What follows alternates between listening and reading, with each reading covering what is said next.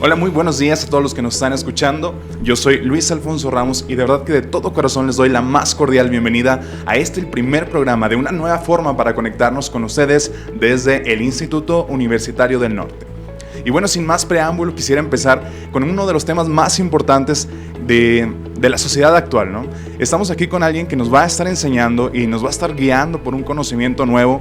Es un tema realmente pues nuevo, muy variante, pero estamos muy contentos de poderlo tener aquí. Les voy a presentar a continuación a un doctor en manufactura que nos va a hablar del tema de hoy. Antes de entrar al tema, quisiera platicarles un poquito acerca de un filósofo llamado Zygmunt Bauman, y él decía que la sociedad es líquida. Cuando te pones agua en la mano, el agua no te dura nada, va cambiando, se va diluyendo, se va yendo. Así es la sociedad ahora. Él dice que va cambiando tanto, y el cambio de ahora es la industria 4.0. Ese es el tema de hoy, la industria 4.0. ¿Qué nos espera? ¿Qué nos depara? ¿Qué es bueno? ¿Qué es lo malo? Aquí tenemos al doctor Roberto Ramos, que va a estar con nosotros. Bienvenido, doctor. Muchas gracias, buenos días. Bueno, el día de hoy vamos a platicar un poco de lo que es la industria 4.0, pero partiendo desde lo que es la manufactura. Para poder entender lo que es una manufactura 4.0, tendríamos que entender primero lo que es manufactura, claro. Después lo que es manufactura 1.0, 2.0, claro. 3.0, sí. Para poder llegar a entender en su totalidad lo que es la manufactura 4.0, que ya nos alcanzó el día de hoy. Claro. De hecho, es lo importante, ¿no? Es irnos desde la base. Hay algunos filósofos que nos dicen tienes que irte desde el punto de partida para poder entender qué estamos viviendo hoy, ¿no? Entonces, si nos pudiera ayudar a explicarnos más o menos cómo es que llegamos a un 4.0. Algunos ni nos dimos cuenta que estábamos en el 3, mucho menos que pasamos por el 1. Sí, claro, mira, lo más importante es encontrar el punto en la historia en que partimos hacia la manufactura. La definición de manufactura es la transformación con las manos. Esa es en sí la definición completa de manufactura, transformar con las manos. Transformar un material en un producto terminado. Y eso data pues, desde los primitivos, ¿no? En que empezaron a hacer armas de caza, etcétera, ¿no? Empezaron a fabricar, no a fabricar, sino a producir ciertos elementos con las manos. Y de ahí viene el término de manufactura. Lo seguimos utilizando porque seguimos transformando con las manos. Hagamos lo que hagamos. O sea, siempre vamos a necesitar la mano de obra, ¿no? Sí. Hemos intentado automatizar completamente, robotizar totalmente las plantas, pero es imposible, ¿no? Siempre va a estar presente la mano de obra. Entonces, partamos de que la manufactura es transformar con las manos, ¿sí? A raíz de eso, a través del tiempo de la historia hemos venido cambiando los diferentes materiales con que hemos transformado diferentes elementos. Llegamos al siglo XVII, al siglo XVIII, pero en 1760, cuando se da la primera revolución industrial, la primera revolución en manufactura. Es decir, antes de esto, todo se hacía completamente con la mano. Era artesanal completamente los procesos de producción. Y en 1760 se crea la máquina de vapor. Esto transforma completamente la forma de producir. Ya nos maquinizamos, ¿no? Antes no teníamos... aunque había máquinas, eran rudimentarias, ¿no? Pero a través de la invención de la máquina de vapor nos maquinizamos y se puede dar una producción un poco más en serie, es decir, ya producir estandarizadamente, claro, el mismo producto en varias, de forma continua, no tan continua, ¿verdad? Pero sí, la máquina de vapor da un salto, tumba paradigmas y se vuelve la primera revolución industrial. Es el primer cambio grande en lo que es la industria, en lo que es la manufactura, ¿verdad? Que eso le podemos llamar la 1.0. Eso es la 1.0, okay. Es la primera revolución industrial. Lamentablemente en la educación, en los medios de comunicación y demás se habla mucho de la primera revolución. Podemos encontrar infinidad de textos, infinidad de información de lo que es la primera revolución industrial, pero no encontramos de la segunda ni de la tercera. Claro. Es ahí donde hay un pequeño vacío de información, porque todos la conocemos. En la escuela nos enseñan que la máquina de vapor vino a transformar la industria, que hoy estamos así gracias a la máquina de vapor y todo eso, pero se olvidan de una segunda y una tercera revolución industrial. La segunda revolución industrial se da a mediados de exactamente el año de 1870 y dura de 1870 a 1914. Y aquí, ¿cuál es lo más importante? ¿Cuál es el elemento que se da para poder migrar de una manufactura 1.0 a 1.2, pues es el invento o la creación de la electricidad. Sí, a raíz de que la electricidad se utiliza ya de manera cotidiana, se empiezan a crear máquinas que ya no son de vapor, ¿sí?, sino que son eléctricas. Esto es un gran paso, porque anteriormente, aunque la máquina de vapor ayuda bastante, muchísimo para la producción, es difícil, o sea, se utilizan grandes cantidades de carbón, no es sustentable para nada. Se viene una contaminación impresionante, sobre todo en Estados Unidos, en Europa, que son los países, en Inglaterra, que es donde se crea la primera revolución industrial. Los índices de contaminación son grandísimos. Ahora, todos sabemos que cuando algo se da, cuando es una novedad, pues todos le queremos entrar, ¿no? Sí. O sea, todos quieren pertenecer, ¿no? Sí, yo me los imagino así como en las fábricas, todos emocionados porque ya no trabajan tanto, porque las máquinas les ayudaron, y luego viene la segunda revolución, que es el de electricidad, y entonces se revoluciona todo y todo el mundo quiere pertenecer a esto, porque aquí hay algo, ¿no? Hay una ley que dice, el que no se adapta se muere, ¿no? Exactamente, entonces, ¿no? A fuerza tienes que entrar. Exactamente, inclusive pues lo vemos ahorita, ¿no? La globalización se dio a partir del nuevo milenio, a partir del nuevo siglo, y quien no entra a la globalización pues está muerto, ¿no? Sí. Inclusive las tienditas de barrio, así como se oye, o entran a la globalización o se mueren. ¿Y qué está pasando en México? Pues están muriendo bastante, ¿no? Entonces, bueno, algo importante es que pasamos de la primera revolución a la segunda, de vapor a electricidad, y es un cambio muy, muy notable, porque bajan los índices de contaminación, se vuelve más sustentable, la electricidad es mucho más limpia, es una energía mucho más limpia que el vapor, ¿sí? Entonces ayuda bastante al planeta. Ahora, la electricidad es más controlable que el vapor, ¿sí? Hay que también pensar en algo, una revolución no nomás trae un cambio a nivel empresarial o a nivel productivo, a nivel laboral, sino también lo trae a nivel social, es a nivel económico y demás, ¿no? La segunda revolución trae un cambio social muy grande, ¿sí? ¿Por qué? Porque socialmente se mejora. No es lo mismo estar paleando una máquina para producir vapor a subir un switch, ¿verdad? Entonces socialmente ayuda bastante esta revolución. Los trabajadores sufren menos cansancio, menos enfermedades, menos accidentes laborales. Socialmente se mejora muchísimo, económicamente también, ¿sí?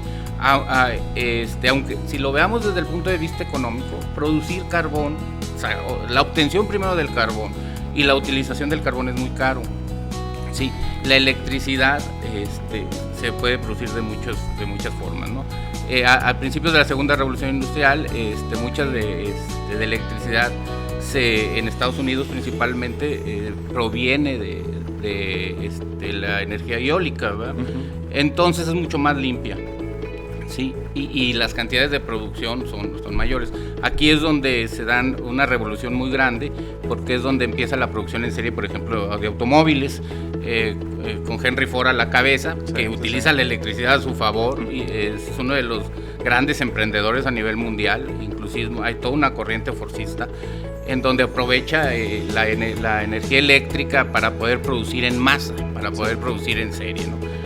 Al día de hoy seguimos usando la electricidad, no hemos encontrado alguna otra forma aunque la hay, no es tan utilizable. Por ejemplo, la energía solar, la misma energía eólica, todavía no hemos llegado al punto de poderla explotar como se ha explotado la electricidad.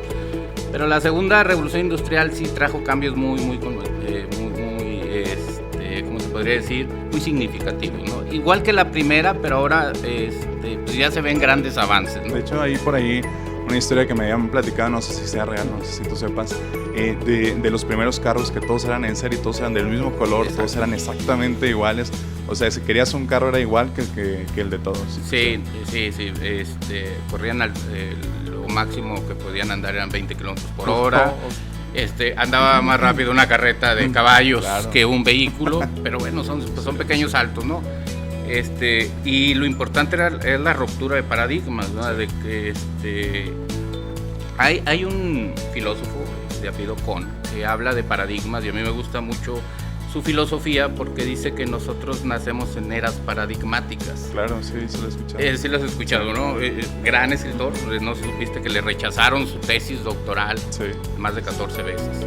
Y vino a transformar, ¿no? Tanto se involucró y tanto le dolía que no poder ser doctor, que transformó el pensamiento filosófico, ¿no? De la manera de vivir y de hacer las cosas en todo aspecto, ¿no? Entonces,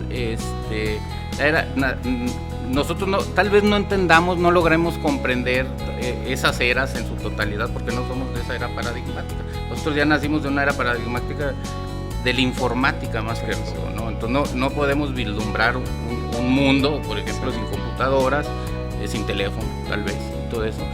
Pero yo me imagino la dificultad para llegar a esos logros, ¿no? Un carro que corre a 20 kilómetros por hora en 1890. Pues, sí.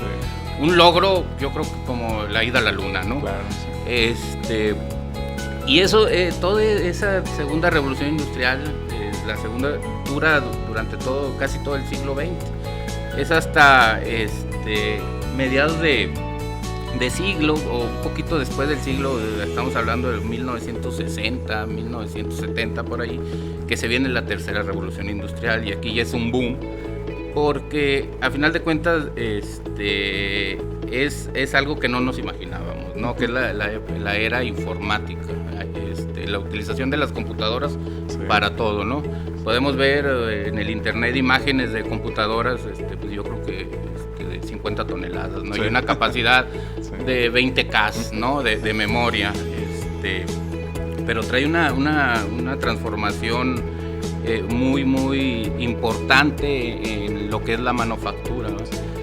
A final de cuentas, todo lo que se busca, tenemos que partir de que todo lo que se busca es para facilitarnos las cosas, ¿no? Entonces la informática se crea para facilitar la comunicación, para acortar los tiempos, y todos estamos hablando de que, bueno, en el mundo todo lo mueve la economía, ¿no? Y todo se busca que sea la reducción de costos, ¿no? A final de cuentas todo se busca para que cueste menos, ¿no? Sí.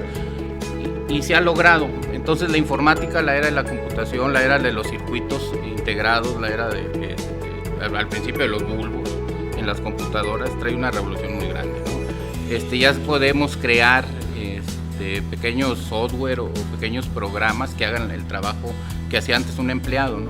Sí. Seguimos utilizando la electricidad, en algunos lugares se sigue utilizando a la fecha el vapor, y lo conjuntamos con la informática, ¿no? Entonces es cuando nacen grandes compañías que ahorita son iconos mundiales, por ejemplo la Apple, la IBM, lo que es Microsoft, que han crecido a un nivel impresionante, rápido, ¿no? Sí. O sea, ahorita son empresas transnacionales, multinacionales, que están presentes en cualquier país. En el que me digas, ahí va a haber un procesador Intel, va a haber un Windows, va a haber un Apple, claro. Va a haber una máquina IBM. Entonces, pues tienen su boom, ¿no? Porque se crean en esta era, en la era de la informática, en la que las empresas las empiezan a utilizar para las líneas de producción, para todo lo que tiene que ver con manufactura. Ahora, algo importante que es la ideología del ser humano. Tenemos que partir que el ser humano siempre ha buscado, y no soy experto en el tema, tú me has ayudado un poco, pero siempre ha buscado predecir el futuro. Sí. O sea, una bola de cristal y ir con quien lee las cartas y todo, que no es cierto, en mi forma de pensar, pero lo que busca el ser humano siempre en su interior es saber qué va a pasar mañana. Si lo trasladamos a lo que es la manufactura, a lo que es las empresas, pues las empresas también quisieran saber cuánto van a vender mañana. Las empresas quisieran saber cuándo va a venir una recesión. Por ejemplo, hubieran querido saber el nivel de pandemia que estamos viviendo ahorita. Sí. O sea, ellos quisieran tener una bola de cristal para poder predecir, ¿no? Y decir, pues mañana no voy a vender tanto, entonces produce menos, ¿no? Sí. Para no tener guardado tanto en almacén. Esto no se puede lograr con métodos mágicos, pero sí se puede llegar a tener un nivel de confiabilidad en qué puede pasar mañana a través de los datos. A través de datos, de saber cómo nos ha ido, de saber cómo está la situación económica mundial, etcétera, etcétera. Entonces, si nosotros conjuntamos una cantidad importante de datos, de diferentes variables, que a final de cuentas impactan en lo empresarial, pues podemos predecir. ¿Sí? Entonces, ¿a qué viene esto? Viene esto que entramos en una tercera revolución industrial en la cual la informática se hace presente y se le da se vuelve realmente importante las bases de datos. Sí, sí. Es decir, el almacenar información, porque esa información, entre más información tengamos, pues es más fácil poder predecir con un nivel de confianza, con error claramente, pero podemos predecir cuánto vamos a vender mañana de acuerdo a mis históricos de 50 años. El clima, ¿cómo podemos pronosticar el clima? Se hace un software, es un software estadístico en el cual se analizan el clima de la ciudad tal fecha, tal mes, en los últimos 50 años. Claro. Y tiene un error hasta del 1%, ¿no? Podemos llegar al error de 1%, normalmente es del 5%, pero llegamos al error de 1%. Entonces, la área informática trae consigo el poder almacenar grandes cantidades de datos, pero grandes cantidades de datos. Entonces yo puedo contratar a alguien que me diga, analízame mis datos. Inclusive ya hay licenciaturas que se dedican a analizar datos únicamente. Entonces se vuelve importantísimo eso, porque entonces yo digo, analízame mi histórico de 10 años. Sí. Y dime qué va a pasar mañana. Y méteme variables de riesgo, ¿no? Es que fíjate que dicen que el dólar va a estar a tanto, es que dicen que en China, ya estamos globalizados, lo que pasa en China nos afecta, lo que pasa en Australia, etcétera. Entonces, ese almacenamiento de gran cantidad de datos que no podíamos tener antes trabajamos con tarjetas perforadas y eso. Ajá. Entonces, se vuelve importantísimo porque ya podemos predecir cuánto vamos a vender mañana. Entonces, ya sabemos cuánto fabricar. Sí. ¿Sí? Esa es la gran la ruptura del paradigma de la electricidad. La electricidad sí trajo grandes cambios, grandes máquinas que seguimos usando, pero la informática trajo con ello el poder almacenar grandes cantidades de información. Ahora, no es nada más información, puedes almacenar grandes cantidades de video, grandes cantidades de fotografía, etcétera, lo que quieras. Entonces, las empresas es cuestión de que saquen del cajón toda esa información, lo pongan sobre la mesa y le digan al analista de datos qué va a pasar mañana. Esa es la gran revolución, la tercera gran revolución industrial. Entonces, hemos visto cómo a través del tiempo hemos venido cambiando. Ahora, en 2005 en Alemania, alguien dice, en una universidad dice, ¿sabes que ya estamos listos para la cuarta revolución industrial? Entonces, todos nos preguntamos, bueno, ¿y ahora qué? Sí. Ya tenemos informática, tenemos electricidad, ya podemos, gracias a la informática, automatizar, robotizar, tenemos internet. ¿Qué más podemos tener? Todos esperábamos un gran descubrimiento. Sí. Y Alemania nos dice no se trata de grandes descubrimientos, sino se trata de conjuntar todo lo que tenemos. Esa es la cuarta revolución industrial, conjuntar todo lo que hay a nuestro alcance y ponerlo a la mano de la manufactura. Y entonces le dicen, a ver, pero explícame, ¿no? ¿De qué se trata? Entonces dicen, vamos a hablar de lo ciberfísico. La base de la cuarta revolución industrial es lo ciberfísico. Entonces dices, bueno, ¿de qué se trata? Bueno, lo ciberfísico se trata únicamente de conjuntar lo físico, algo tangible, con lo cibernético. Y ahí llegamos a lo que es la cuarta revolución industrial.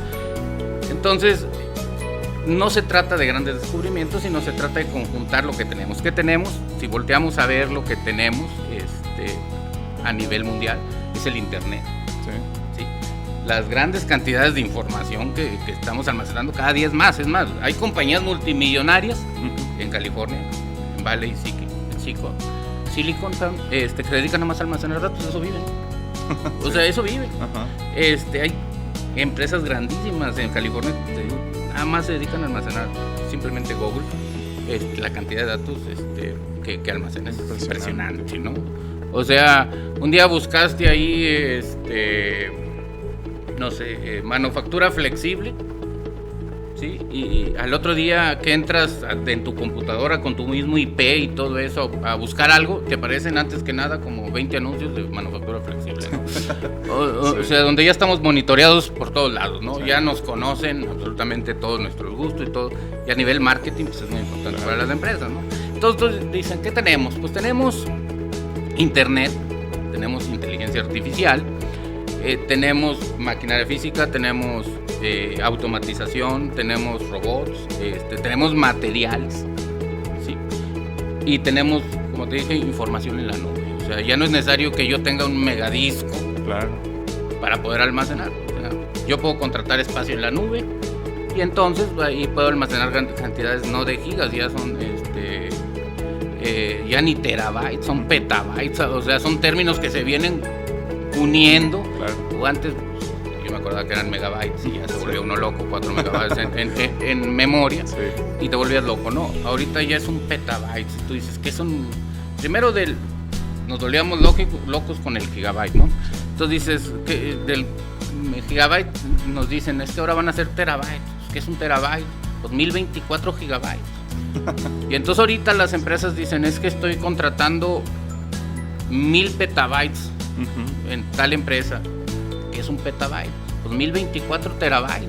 Entonces estamos hablando de cantidad de información impresionante, ¿no? Impresionante, ¿no? Impresionante. Entonces, hasta la hora en que uno compra, ¿no?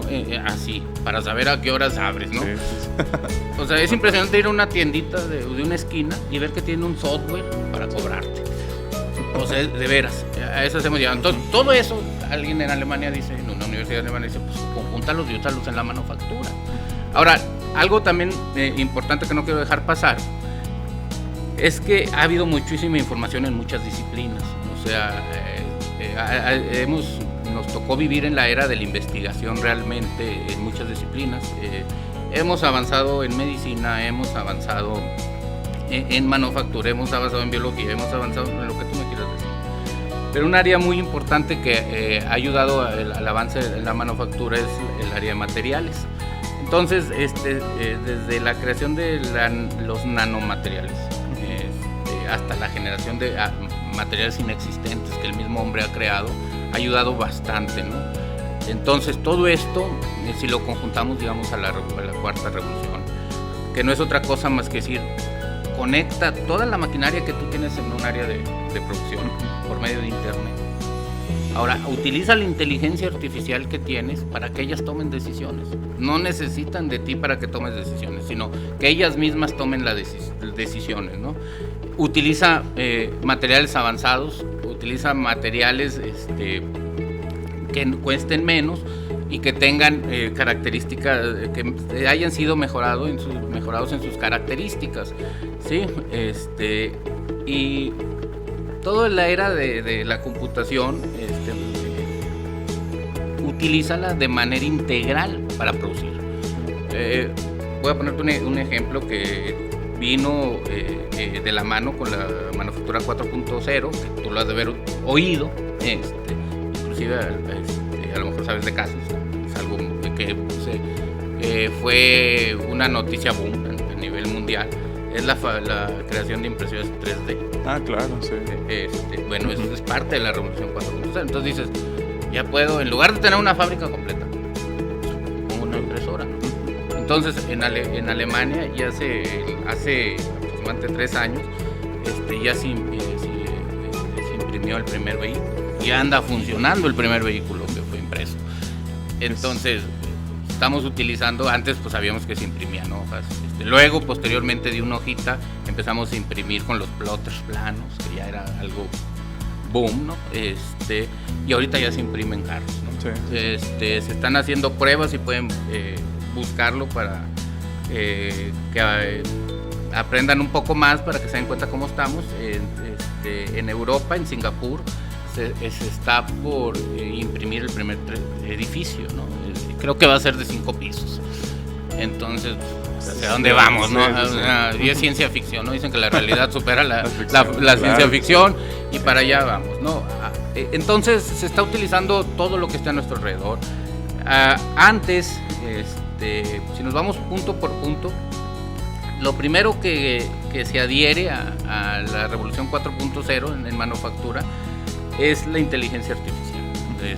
Hemos estado desde los 70s tratando de hacer, de simular el cerebro humano, ¿no? Que se pueda simular y lo podamos poner en una máquina para que tome decisiones, para que la toma de decisiones que hagamos tenga el mínimo de error, etcétera, ¿verdad? Todavía no lo hemos logrado, pero sí ha habido grandes avances. La inteligencia artificial ha tenido muchísimo avance. Ya podemos ver en software que se simula la conexión de las dendritas de una neurona con otra, etcétera, etcétera, ¿no? Entonces, la inteligencia artificial dicen, ponlo a la disposición de la manufactura, utilízala para que las máquinas tomen decisiones, ¿no? Otra gran avance es la simulación y la realidad virtual. Antes, pues si queríamos saber si un proceso funcionaba o no, pues era prueba y error, costaba muchísimo dinero, y ahorita en una pantallita, en una computadora, lo puedes simular, no puedes ver la realidad de manera virtual, qué va a pasar, qué no va a pasar, si cambiamos esto, qué pasa, si cambiamos el otro, qué pasa. Entonces, en sí esa es la cuarta revolución industrial, no es crear algo nuevo, sino utilizar todo lo que tenemos, principalmente todo lo que tenemos en inteligencia artificial, todo lo que tenemos en internet, toda la capacidad que tenemos de guardar información en la nube, de hacer una mezcla entre todo lo que es computacional, todo lo que es abstracto, todo lo que es software y todo con un medio físico, ¿no? Claro. Ahí es donde llegamos a la cuarta y es en donde estamos. Ya para concluir, esto ya se está utilizando muchísimo en Europa. Alemania es pionera, Singapur es uno de los grandes países que ya ha puesto en marcha la cuarta revolución industrial.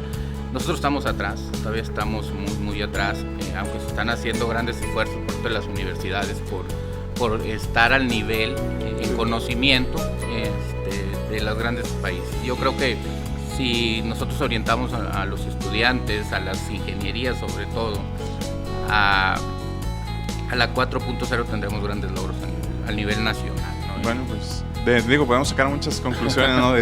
La primera es que la ingeniería en manufactura es una de las carreras más prometedoras que están ahorita, ¿no? Incluso aunque ya sean ingenieros en manufactura, el irse actualizando es algo que los tiene que mantener vivos, ¿no? Sí, entonces, para los que nos están escuchando y que están estudiando esto, que quieren estudiar esto, pues más o menos ahí les dejamos cómo va a estar el panorama para cuando ellos vayan terminando. Sin embargo, también existen muchas dudas con respecto a esa transformación, ¿no? La primera la obligada, ¿no? Si estábamos o no estábamos preparados aquí en México, y bueno, ya nos explicó aquí que todavía nos falta un poquito. Vamos echándole ganas.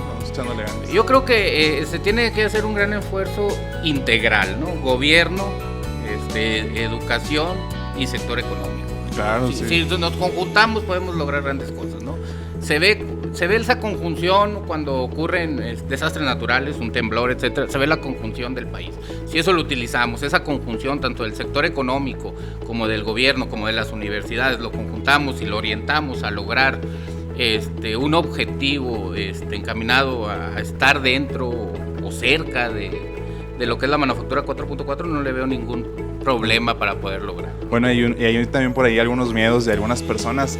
Realmente y psicológicamente estar en un estado de confort donde estás haciendo lo mismo, donde ya no hay cambios, eso les produce o nos produce a las personas un tipo de seguridad.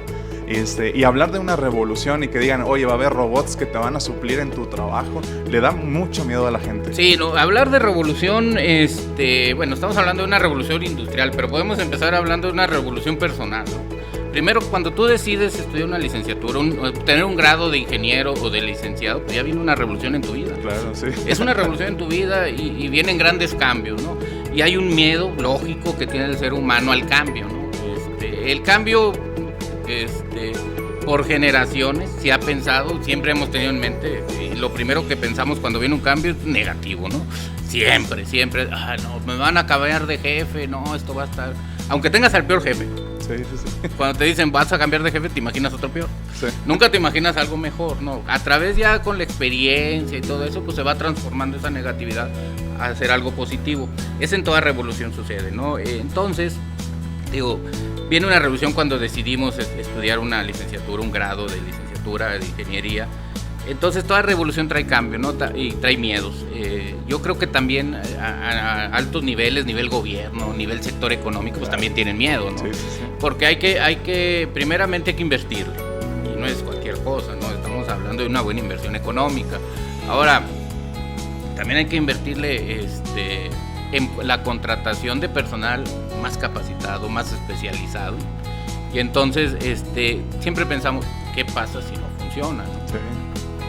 Eso trae y más en nuestra cultura, ¿no? Pues hay culturas que dicen, va, ¿no? O sea, yo me arriesgo, y si no funciona, pues lo intenté, ¿no? Si funciona, qué bueno.